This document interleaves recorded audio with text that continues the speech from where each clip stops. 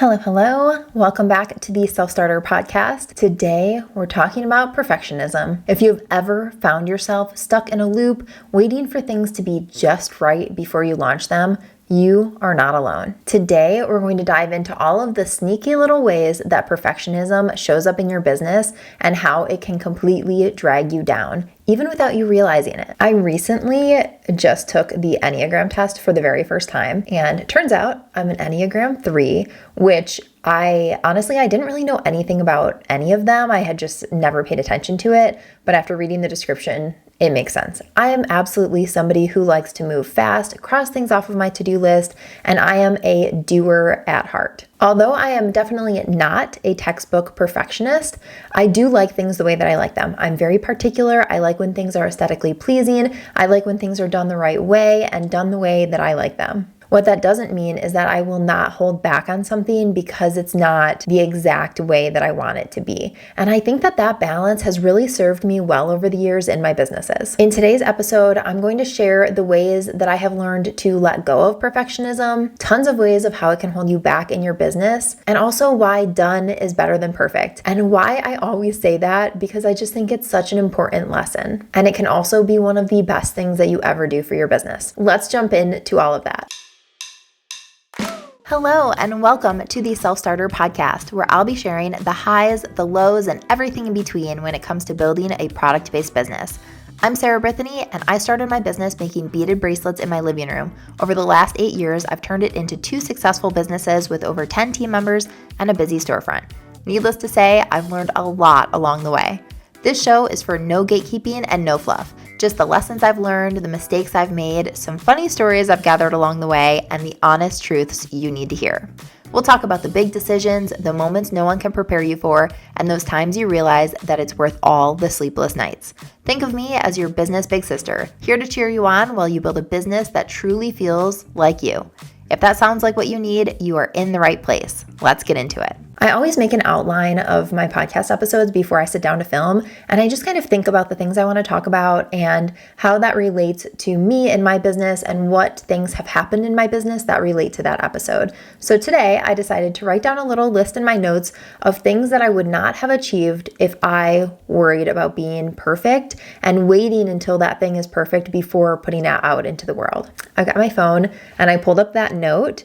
So here are some of the things.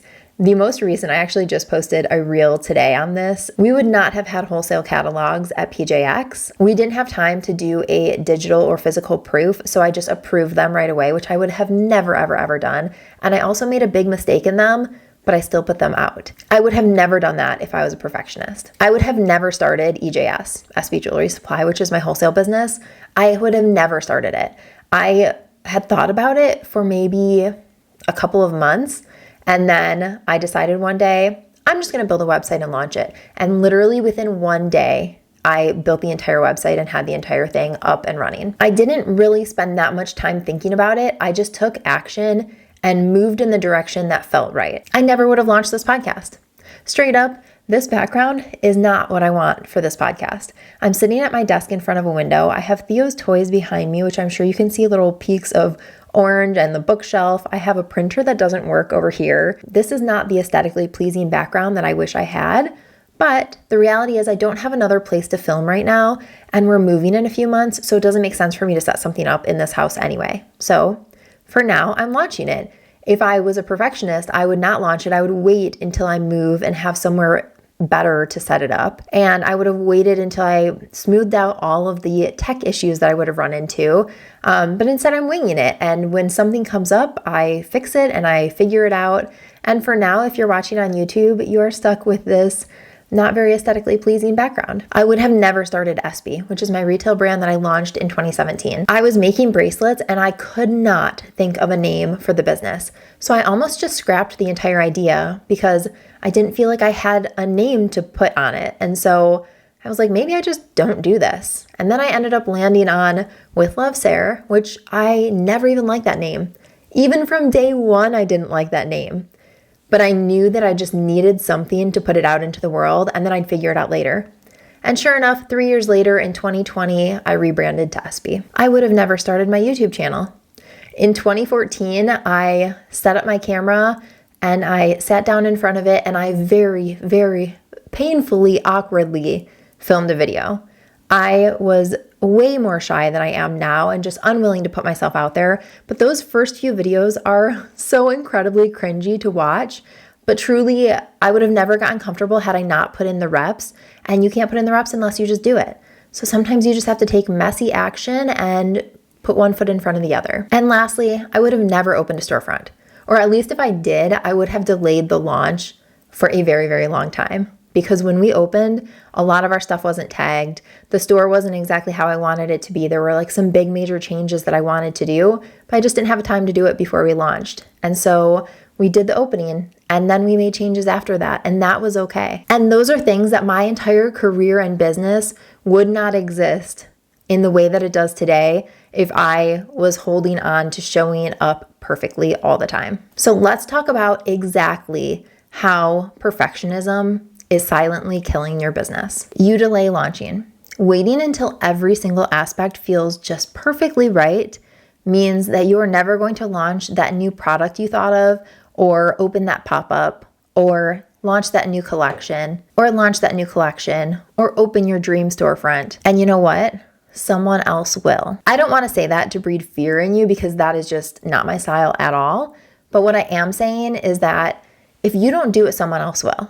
So why not have it be you? You miss out on a lot of sales. When you're looking at your packaging and deciding if that paragraph should be left aligned or center aligned for the 100th time, and no one's even going to notice except for you. In the meantime, you could have spent all of that time obsessing, interacting with your customers, creating social media content to reach more people, organizing an event to get people into your store. There are so many other better uses of your time than obsessing over small details that literally nobody will notice. You can become burned out so much faster. When you're constantly creating this facade of being perfect and just striving to be perfect, it's exhausting.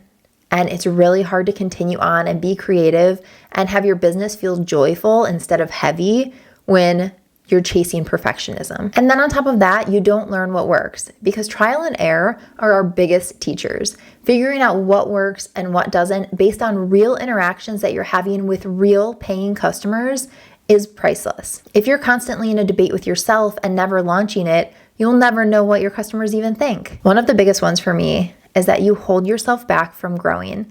And that makes me so sad because I know so many of you are so talented and have what it takes to grow your business, but you are unwilling to hire somebody or to delegate and let go of some of that control.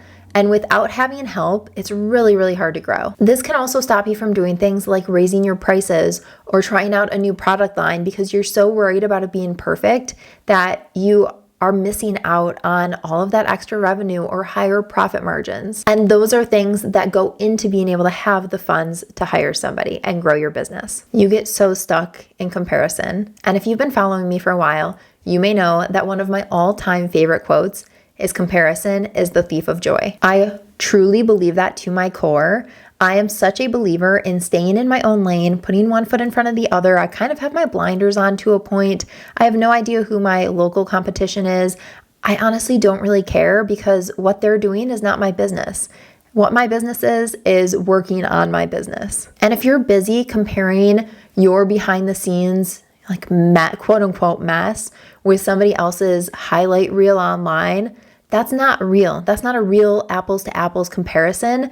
And then you get down on yourself, you question yourself, and you feel unworthy, which then leads to not doing anything about it. You struggle to make decisions and you overcomplicate the most simple tasks. That can be for anything. That can be choosing what color font to use on your website, if you want to be on Shopify or if you want to be on Etsy and what platform would be better, and then just obsessing over it and looking at every single aspect, making lists of pros and cons, and then just never making a decision. Perfectionism keeps you stuck in the indecision instead of moving forward in one direction or the other. And one of my absolute favorite things that my mom has told me a million times over again in life is that no matter what you choose, what decision you make in life, you can always turn around and make another decision. If you're walking down a path, even if you've gotten to a point really, really far into your business and then you decide this is not for me, you can turn and make another decision. No one is stopping you from changing your mind. But when you're struggling to make even the simplest decision or finish a simple task, like writing a caption for a social media post, and instead you take an hour to pour over every single word and make sure that it just fits exactly right, that time could be used interacting with your customers. And I'm sure that they would rather buy from you talking to you than reading your perfectly curated text in your captions. You also miss out on the real connections. I've been on social media for a long time. I was on Instagram back in the day when I would drive 40 minutes to get to the pink brick wall and shoot photos in front of it. I had a piece of tile from like Lowe's or Home Depot of this faux marble that I pretended was my countertop to take pictures of little makeup products or flat lays to pretend that that was my kitchen because I had really ugly countertops at the time. Instagram, and actually all of social media for that matter back then, were just full of the who's who, what are people doing? Everyone was kind of doing the same thing, and there was no authenticity about it. And I think we're all over that. We don't need to see a perfectly curated feed. We know what that looks like. We can see that in a magazine from a styled shoot. And yes, it's great to look at beautiful photos, but also it's really great to know who is behind the brand, what their personality is.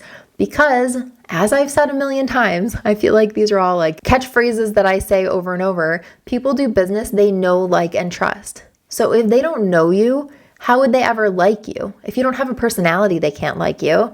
If they don't know you, they can't like you.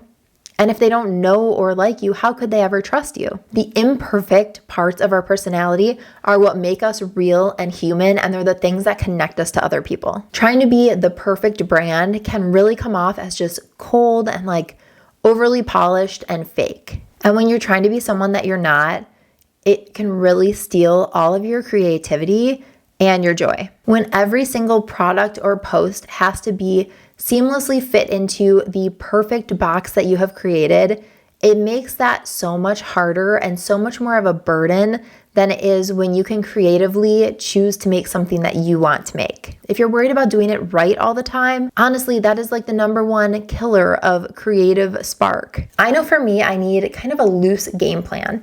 But if I have every single thing tucked into a box in my calendar, I have no desire to do it. It basically is telling a 3-year-old not to look at something. I want to look at it. If you tell me exactly what I have to do, I will find every other thing to do besides that thing. So if you're telling me that this post has to be absolutely perfect before I post it and I have to obsess over it, I'm just not going to want to do it. I'm not going to want to have to redo that perfect thing every single day. That is exhausting. And one of the best ways to be successful is to have that creative spark. It's to be you, it's to show who you are. And it's really hard to do that if that creativity is gone. You pass on good opportunities. This might mean you pass on a collaboration or on a market or on like a wholesale deal because the timing isn't right or the products don't perfectly match up or they don't have enough RSVPs today. But all of those little imperfect deals can lead to a huge breakthrough. You may go to a market and it's not that busy. And you're kicking yourself for going because it just wasn't the perfect market for you. You knew it wasn't going to be that perfect market.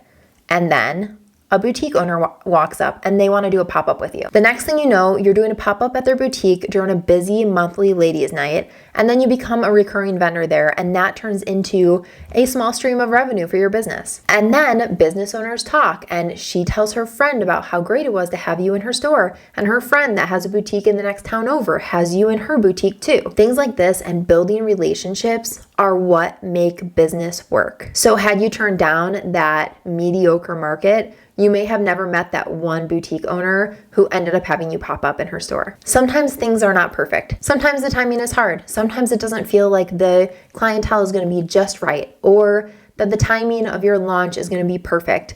But sometimes in that imperfection, you get way bigger opportunities. This last one is a killer for me. This is that you don't trust yourself. When you're a perfectionist, you tend to second guess everything. And when you second guess every single decision that you're making, it can make you start to second guess your ability to lead, your ability to make decisions. That further creates this cycle of perfectionism that you can never meet the standard. The bar continues to be raised, and then you are constantly trying to get up to it. Constantly second guessing yourself will very quickly erode your confidence in being a leader, and it will slow down your ability to grow your team and grow your business. Now that I've shared a laundry list of ways that being a perfectionist can kill your business, I want to share 5 actionable steps that you can do today to move in a different direction and curb your perfectionism. Number 1, set your good enough standards. What does that look like for you? What does my storefront look like if it is good enough to do a grand opening? For me, that meant that our back wallpaper was not on yet. That meant that our arch did not have lights on it yet. That meant that not every single item had a price tag on it, but it did have a price in the system so people could still be rung up. For me, that was okay because people were still able to come in, see the store, see the vibe, hear the music, meet the team, purchase items, see all of our products. That still delivered value. So for me, that was good enough. For our PJX wholesale catalogs, good enough was I made this massive mistake and put a huge typo by not deleting out all of the filler text I put in, but the point of the catalog still existed. People still got all of the information in it. They just got this extra hilarious text that didn't make sense in it, but it still delivered value. So it was still good enough for me to give out. So what is your good enough standard? I also want to add, because I know that the goalpost moves a lot when you are a perfectionist and you're working towards something being perfect. It's good enough, and then all of a sudden it's not good enough, so you have to work even harder. And then once it gets to the good enough point, then the goalpost moves again, and then you have to work even harder. So what I want you to do is ask yourself, if I launch this product, if I open this store, if I send this email, will it still deliver value even if it's not perfect?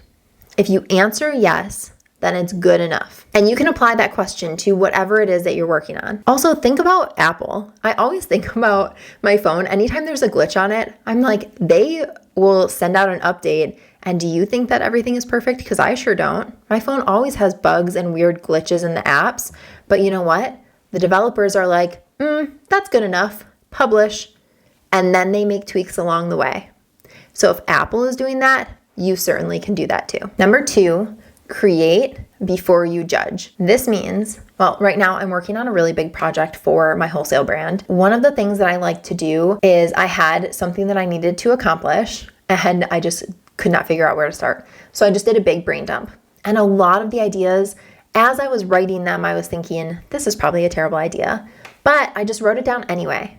And then all of those ideas can kind of be funneled into something that feels more reminiscent of what you're trying to accomplish. Over time, you can refine what that looks like and move it into where you want it to go. But if you're critiquing things off the bat, you're just getting rid of those ideas. And then you're staring at a blank piece of paper and you have nowhere to start. So if you at least have a bunch of words written down or a bunch of ideas written down, then maybe that bad idea will actually spark something else that's not a bad idea. Try to get out a messy version of it first and then refine it. And don't refine it until it's perfect. Refine it until it's good enough. Number 3, give yourself deadlines. I'm sure you hate that because perfectionism loves open timelines. Why wouldn't you? You have all the time in the world to tweak it 100 million times. But if you have a clear expectation of what needs to be done by what time and what date, then you don't have the option for wiggle room. Set clear, realistic options and then stick to them. Even if the final product is not perfect, you still put it out there because done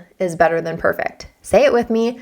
Done is better than perfect. Number 4, retrain your mind to think of mistakes as lessons. Instead of being scared to make a mistake or send something out that's not perfect, you will have more data points on what to do next time, what your audience liked or didn't like, what resonated with them, what they absolutely hated. Getting feedback is so valuable. Every single imperfect post or launch or event will give you more data than sitting around and waiting and never doing anything ever will. Number 5, post it anyway. I know that sounds terrifying if you are a true perfectionist, but post the reel.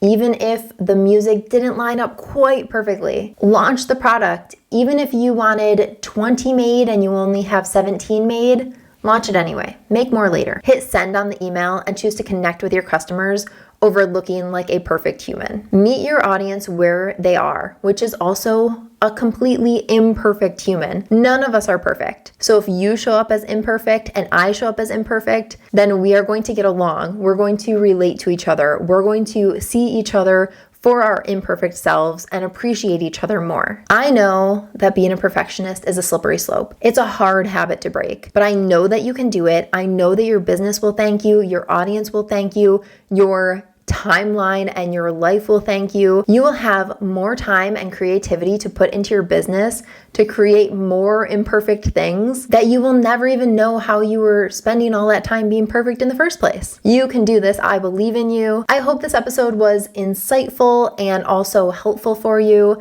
And I hope that if you are a perfectionist or a recovering perfectionist, that this hit you and the tips are helpful so that you can move past and be your best self. All right, I will see you in my next episode. Bye.